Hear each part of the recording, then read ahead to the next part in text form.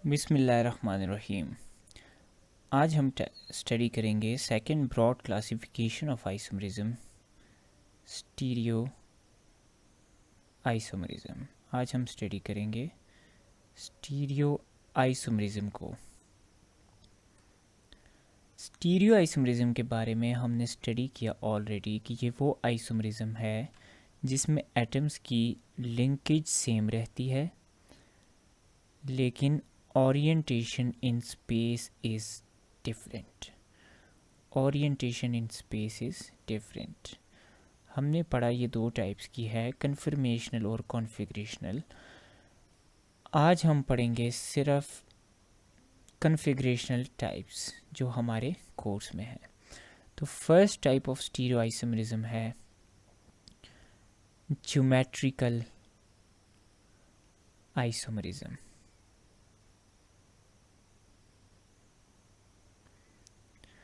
Now geometrical isomerism कौन सी isomerism है?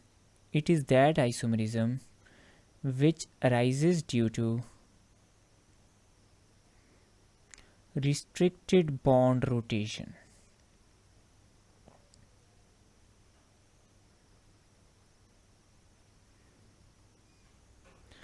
नाउ इसका क्या मतलब हुआ? नाउ सपोज कि मेरे पास एक कार्बन ने कार्बन के साथ क्या बनाया है? बॉन्ड। अब यहाँ पे इस कार्बन के साथ अटैच्ड हैं group number A, group number B और ग्रुप नंबर सी। और यहाँ पे इस कार्बन के साथ अटैच्ड हैं ग्रुप ए, ग्रुप बी और ग्रुप सी। अब ये जो कार्बन कार्बन का सिंगल बॉन्ड है इट इज़ रोटेटेबल, ये हमारे पास रोटेट कर सकता है। अब चूंकि ये बॉन्ड हमारे पास रोटेटेबल है तो ए बी सी अपनी पोजीशंस पर क्या हो सकते हैं? रोटेट हो सकते हैं, इनकी पोजीशंस फिक्स्ड नहीं है। नाउ सपोज कि मेरे पास एक कंपाउंड है जिसमें कार्बन कार्बन में क्या है? डबल बॉन्ड है। नाउ डबल बॉन्ड आने की वजह से कार्बन कार्बन रोटेट नहीं कर सकता। Why it can not rotate? Let's see. अब डबल बॉन्ड की वजह से एक तो इनमें होगा सिग्मा बॉन्ड जो रोटेट कर सकता है, लेकिन डबल बॉन्ड में दूसरा बॉन्ड क्या होता है? Pi bond. तो जब दो एटम्स के दरमियान पाई बॉन्ड हो तो ये एटम्स रोटेट नहीं कर सकते। अगर आपने इनको रोटेट करना है तो you will have to break these pi bonds, तब जाकर हमारे पास ये एटम रोटेट होगा। तो जब कार्बन कार्बन में डबल बॉन्ड आ जाए तो ये रोटेट नहीं कर सकता। अब सपोज हमारे पास इधर आ गया ए, इधर आ गया ग्रुप नंबर बी, इस तरफ अगर आ गया ए और इस तरफ बी, तो ये अपनी पोजीशन पे क्या हो जाते हैं? स्टक हो जाते हैं या फंस जाते हैं, क्योंकि अब कार्बन कार्बन का बॉन्ड रोटेशन नहीं शो कर सकता, तो इनकी पोजीशंस क्या हो जाती हैं? फिक्स्ड हो जाती हैं।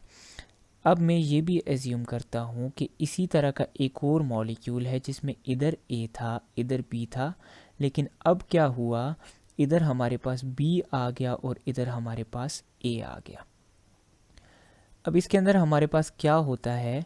इसके अंदर हमारे पास ये होता है कि जब ये एक दूसरे से डिफरेंट ग्रुप्स आ जाते हैं, दोनों तरफ डिफरेंट ग्रुप्स आ जाते हैं, तो हमारे पास ये दोनों कंपाउंड्स एक दूसरे से ओरिएंटेशन ऑफ एटम्स में क्या हो जाते हैं? डिफरेंट हो जाते हैं। अब इनमें देखें तो कार्बन ए बी के साथ कनेक्टेड है, इसमें भी कार्बन ए बी के साथ कनेक्टेड है, इसमें कार्बन ए बी के साथ कनेक्टेड है, इसमें भी कार्बन ए बी के साथ कनेक्टेड है, तो लिंकेज इज़ सेम।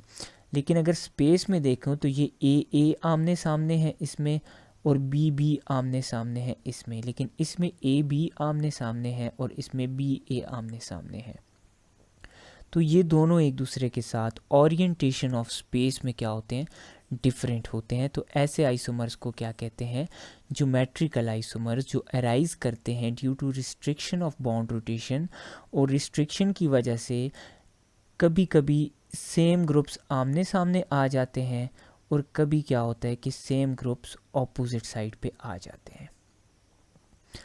अब वो वाला आइसोमर जिसमें सेम ग्रुप सामने आएंगे, एक दूसरे के बिल्कुल सामने आएंगे यूं, और नीचे से यूं, उस आइसोमर को हम कहते हैं सिस ज्योमेट्रिकल आइसोमर।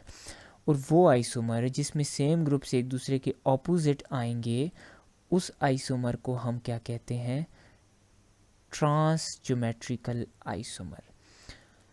सपोज कि मेरे पास एक कंपाउंड है,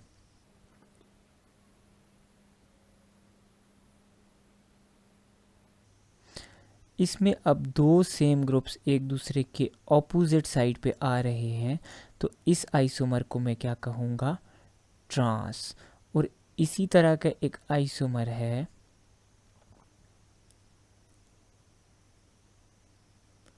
जिसमें सेम ग्रुप्स आमने सामने आ रहे हैं, तो इसको मैं क्या कहूँगा? Cis isomer. तो ये है geometrical isomerism which arises due to restriction of bond rotation. ये हमारे पास ज़्यादातर पाई जाती है अल्कीन्स के अंदर। हाइड्रोकार्बन्स में ये पाई जाती है अल्कीन्स के अंदर, और एक और कंपाउंड्स हैं जिनके अंदर ये पाई जाती है, वो हैं हमारे पास सेकंड कंपाउंड्स हैं साइक्लो अल्केन्स, जिनके अंदर ये आइसोमरिज्म पाई जाती है। साइक्लो अल्केन्स में कैसी होती है? साइक्लो अल्केन में अब कार्बन की बॉन्ड रोटेशन नहीं हो सकती, क्योंकि कार्बन साइकिल में क्या हो जाता है? फंस चुका होता है। तो साइकिल में फंस जाने की वजह से कार्बन के बॉन्ड्स रोटेट नहीं कर सकते। नाउ मैं एज्यूम करता हूँ कि यहाँ पे मेरे पास एच लगा हुआ है। इस कार्बन को हम नहीं छेड़ते, इन दोनों कार्बन्स को देखते हैं। अब इस कार्बन में हमारे पास ऊपर आर लगा है, नीचे एच लगा है। इस कार्बन में भी ऊपर आर लगा है, नीचे एच।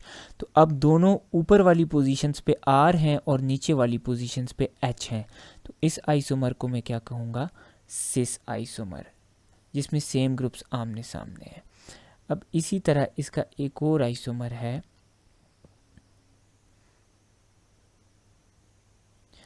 अब इसके एक और आइसोमर में इधर ऊपर लगा है आर, नीचे लगा है एच, और यहाँ पे एक्सियल पोजीशन पे लगा हुआ है एच और इक्वाटोरियल पोजीशन पे लगा हुआ है आर।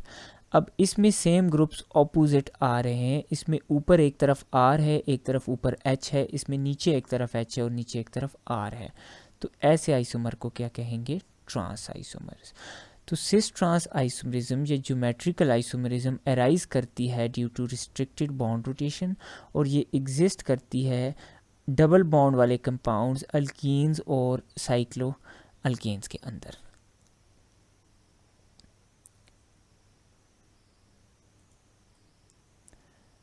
नाउ आपको इससे क्वेश्चन कैसा पूछ सकते हैं? आपसे पूछ सकते हैं कि what is true about geometrical isomerism. आपको 3-4 स्टेटमेंट्स दी होंगी, उनमें क्या स्टेटमेंट करेक्ट होगी कि इट एग्जिस्ट्स या it arises due to restricted bond rotation. इसके अलावा आपको 3-4 मॉलिक्यूल्स दे के पूछेंगे कि किस मॉलिक्यूल में ज्योमेट्रिकल आइसोमरिज्म एग्जिस्ट करती है। फॉर एग्जांपल आपको दे दिया 1 butene, 2 butene, 1 butyne, 2 methyl propene. Now first thing that you know is कि अल्काइंस में ये आइसोमरिज्म नहीं होती, तो इसको आप पहले ही रूल आउट कर दें। नाउ कमिंग टूवर्ड्स 1 ब्यूटीन, तो 1 ब्यूटीन का स्ट्रक्चर कुछ यूँ है कि हमारे पास कार्बन, डबल बॉन्ड कार्बन, ये आ जाती है 1 ब्यूटीन। अब इसमें ये आइसोमरिज्म एग्जिस्ट नहीं करती, क्योंकि इसका स्ट्रक्चर ऐसा नहीं बनता। अब 2 ब्यूटीन का बात करते हैं। 2 सेकंड बॉन्ड पे क्या है? ये है। तो इसमें ये आइसोमरिज्म एग्जिस्ट करती है। कैसे? कि इसमें देखें तो CH3 दोनों नीचे हैं और HH क्या है? ऊपर। और इसके अंदर ऐसे भी हो सकता है कि CH3 एक इधर ऊपर हो, एक इधर नीचे हो, और H एक इधर ऊपर हो, एक इधर नीचे। तो ये भी हमारे पास क्या आ जाती है?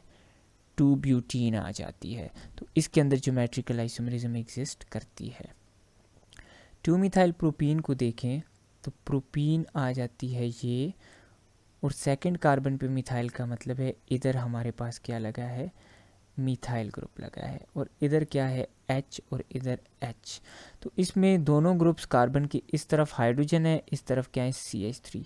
तो ऐसे कंपाउंड्स में ज्योमेट्रिकल आइसोमरिज्म एग्जिस्ट नहीं करती, क्योंकि इसमें क्या है, ये ग्रुप्स एक ही कार्बन के साथ अटैच्ड हैं।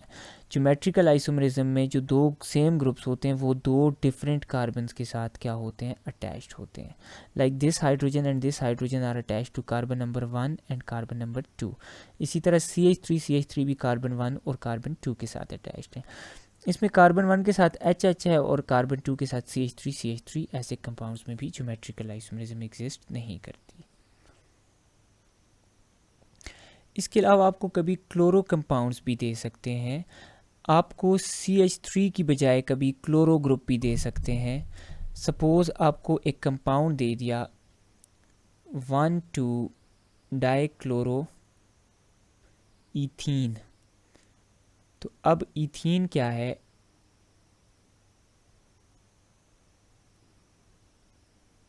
अब यहाँ पे 1 पे भी क्लोरो लगा दें, 2 पे भी क्लोरो, तो इसके अंदर भी ज्योमेट्रिकल आइसोमरिज्म एग्जिस्ट कर सकती है। कैसे कि अब क्लोरीन एक इधर आ जाए, एक इधर, और हाइड्रोजन एक इधर आ जाए और एक इधर, तो ये दोनों एक दूसरे के क्या हैं, geometrical isomerism. This is cis and this is trans. तो ऐसे कंपाउंड्स में भी ज्योमेट्रिकल आइसोमरिज्म एग्जिस्ट करती है। नाउ वी सी कि सिस और ट्रांस में से स्टेबल कौन सा है।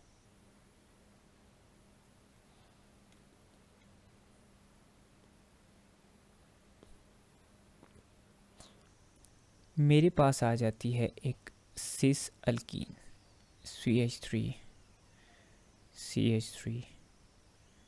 H, और एक आ जाती है ट्रांस अल्कीन।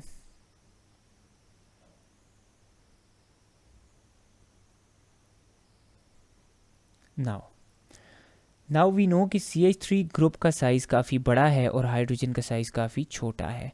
तो CH3 occupies quite a large volume. तो अब होता क्या है कि जब दो CH3 एक दूसरे के आमने सामने आते हैं तो दोनों की इलेक्ट्रॉन डेंसिटी एक दूसरे को क्या करती है, रिपेल करती है। इस रिपल्शन की वजह से ये क्या हो जाती है, अनस्टेबल हो जाती है। ये क्या हो जाती है, अनस्टेबल। ये कौन सी है, सिस वाली।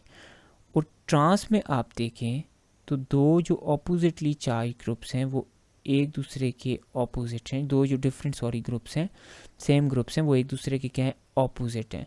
अब CH3 is a large group, तो ट्रांस में ये दोनों एक दूसरे के ऑपोजिट हैं, तो इनमें इतनी रिपल्शन नहीं होती।